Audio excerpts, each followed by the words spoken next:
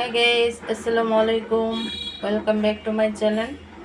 কেমন আছো তোমরা সবাই? আশা করি ভালো আছো। আল্লাহর রহমতে আমি অনেক ভালো আছি। তো গাইস, তোমাদের মাঝে আরেকটি রেসিপি নিয়ে চলে আসলাম। দেখতেই পাচ্ছ, আজকে একটা রেসিপি তৈরি করব। সেটা হচ্ছে দুধ দিয়ে বাদাম দিয়ে শরবত, পেস্তা বাদাম দিয়ে। তো দুধের শরবতটা আমি তৈরি করব, তার জন্য আমি এখানে দুধ নিছি 1 কেজি আমতাজ দুধ। তো দুধের শরবতটা তৈরি করার জন্য আমি যা যা উপকরণ নিয়েছি সেগুলো দেখো।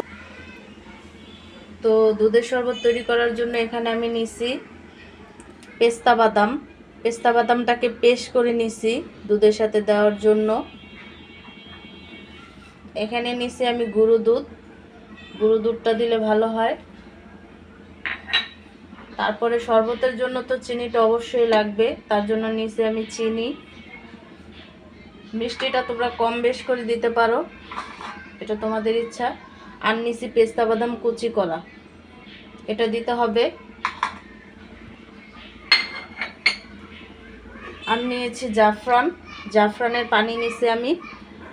জাফরানের পানিও দেব, আলাম জাফরানও দেব। আর তোমাদের যদি জাফরানটা না থাকে তাহলে স্কিপ করতে পারো, আমরা জাফরান দিব। তো দুধের শরবতটা তৈরি করার জন্য আমি দুধটা বসাইছি। এখন এই দুধটাকে আমি জাল করে নিব।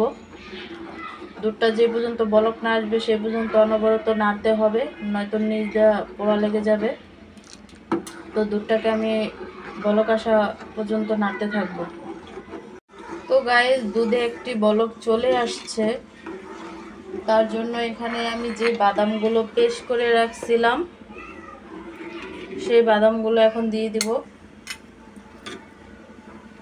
দেখতেই পাচ্ছ, এটাকে এখন ভালো করে দুধের সাথে মিশাতে হবে বাদামগুলো, আর জাল করতে হবে।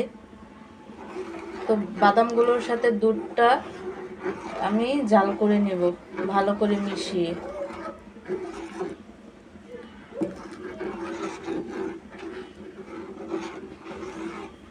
তো গাইস, দুধের সাথে বাদামটা জাল হয়ে গেছে। আর যেহেতু শরবত, সেই হিসাবে চিনি তো দরকার। তো এখানে আমি চিনি নিছি। তোমরা তোমাদের স্বাদ অনুযায়ী চিনি দিয়ে দিবে, যার যতটুকু মিষ্টি খাও। তো চিনিটা দেওয়ার পরে নেড়ে চেড়ে জাল করে নিতে হবে। গাইস, চিনি দেওয়ার পরে আমার শরবতটা জাল উঠে গেছে। তো এখানে আমি কিছু জাফরান অ্যাড করছি, দেখতেই পাচ্ছ। জাফরানটা দিলে কালারটা অনেক সুন্দর হয়, তার মধ্যে আবার একটা সুন্দর ফ্লেভার আসে। তো তোমরা যদি না দিতে চাও তাহলে স্কিপ করতে পারো। আমরা এই জাফরানটা ব্যবহার করি শরবতে, দিলে কালারটা অনেক সুন্দর আসে এবং ফ্লেভারটা অনেক সুন্দর আসে। দেখতেই পাচ্ছ কালারটা কত সুন্দর হয়ে গেছে। দুধের শরবতের কালারটা চেঞ্জ হয়ে গেছে জাফরান দেওয়ার পরে। তো তোমরাও কিন্তু এইভাবে জাফরানটা দিয়ে কালার করতে পারো। আর এটার একটা ঘ্রাণ অনেক সুন্দর জাফরানটার। দুধের শরবত পুরোই চেঞ্জ হয়ে যায়, দেখতেই পাচ্ছ শরবতটা একেবারে চেঞ্জ হয়ে গেছে। তো জাফরানটা দেওয়ার পরে এখন আমি এটাকে জাল করে নেব। তো গাইস, জাফরানটা দেওয়ার পরে আমার এই কালারটা চেঞ্জ হয়ে গেছে শরবতের। তো দুধটাও জাল হয়ে গেছে। তো এখানে আমি অ্যাড করব যেই বাদাম কুচি করে রাখা হয়েছে সেইগুলোকে অ্যাড করব। এই বাদামটা দিলে দাঁতের নিচে পড়লে অনেকটা সুস্বাদু লাগে। তো এখানে আমি বাদামগুলো দিয়ে দিব।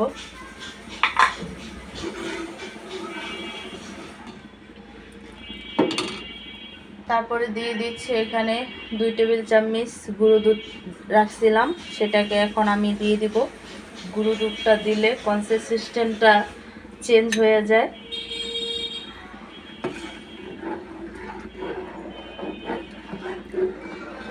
তো এখন এটাকে আমি অনবরত নাড়তে থাকবো, যেহেতু গুঁড়ো দুধ মেশানো হয়েছে। ব্যাস, দুধের শরবতটা তৈরি হয়ে গেল, দেখতেই পাচ্ছ। তো এটাকে আমি কিছুক্ষণের জন্য ঠান্ডা করার পরে ফ্রিজে রাখবো। তারপরে সাফার করব। তো গাইস, শরবতটা হয়ে গেছে, ফ্রিজে রাখা ছিল, এখন অনেকটা ঠান্ডা হয়েছে। তো এখানে আমি গ্লাসে ঢেলে নেব। দেখতেই পাচ্ছ শরবতটা। তো গাইস, এভাবে বাসায় শরবত তৈরি করলে অনেকটা ভালো হয়, খেতেও অনেক ভালো লাগে। যেহেতু পেস্তা বাদামের শরবত, অনেকটা সুস্বাদু, খেতে অনেক মজা হয়।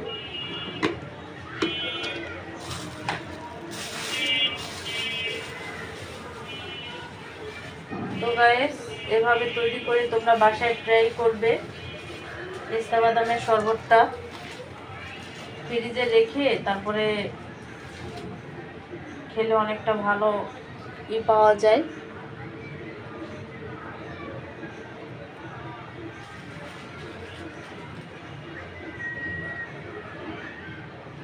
তো আমার তৈরি হয়ে গেল পেস্তা বাদামের শরবত।